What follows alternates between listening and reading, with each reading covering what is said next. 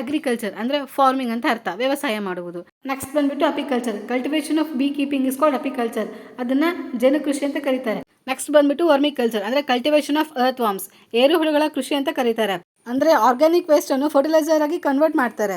ನಿರ್ದಿಷ್ಟವಾಗಿ ಸಾವಯವ ತ್ಯಾಜ್ಯಗಳನ್ನು ಗೊಬ್ಬರವಾಗಿ ಪರಿವರ್ತಿಸೋದಕ್ಕೆ ವರ್ಮಿಕಲ್ಚರ್ ಅಂತ ಕರೀತಾರೆ. ನೆಕ್ಸ್ಟ್ ಬಂದ್ಬಿಟ್ಟು sericulture. Cultivation of silk and silk warms, ಅದನ್ನು ಸೆರಿಕಲ್ಚರ್ ಅಂತ ಕರೀತಾರೆ. ರೇಷ್ಮೆ ಕೃಷಿ, ರೇಷ್ಮೆ ಹುಳುಗಳನ್ನು ಬೆಳೆಸಿ ಅದರಿಂದ ರೇಷ್ಮೆ ತೆಗೆಯೋದಕ್ಕೆ ಸೆರಿಕಲ್ಚರ್ ಅಂತ ಕರೀತಾರೆ.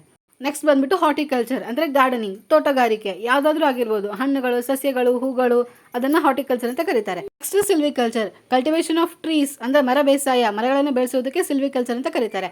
Next aquaculture. Cultivation of aquatic animals or plants ಅಂದರೆ ಜಲಚರಗಳು ಅಥವಾ ಜಲಸಸ್ಯಗಳನ್ನು ಬೆಳೆಸೋದಕ್ಕೆ ಆಕ್ವಾಕಲ್ಚರ್ ಅಂತ ಕರೀತಾರೆ. ಪಿಸಿಕಲ್ಚರ್ ಅಂದರೆ ಫಿಶ್ ಫಾರ್ಮಿಂಗ್, ಮೀನುಗಳಿಗೆ ಸಂಬಂಧಪಟ್ಟಿದ್ದು, ಮೀನು ಸಾಕಾಣಿಕೆ, ಮತ್ಸ್ಯ ಕೃಷಿ, ಅದನ್ನು ಪಿಸಿಕಲ್ಚರ್ ಅಂತ ಕರೀತಾರೆ. ಈ ವಿಡಿಯೋ ಇಷ್ಟ ಆದರೆ ಲೈಕ್ ಮಾಡಿ, ಶೇರ್ ಮಾಡಿ, ಹಾಗೆ ಚಾನಲ್ ಸಬ್ಸ್ಕ್ರೈಬ್ ಮಾಡಿ.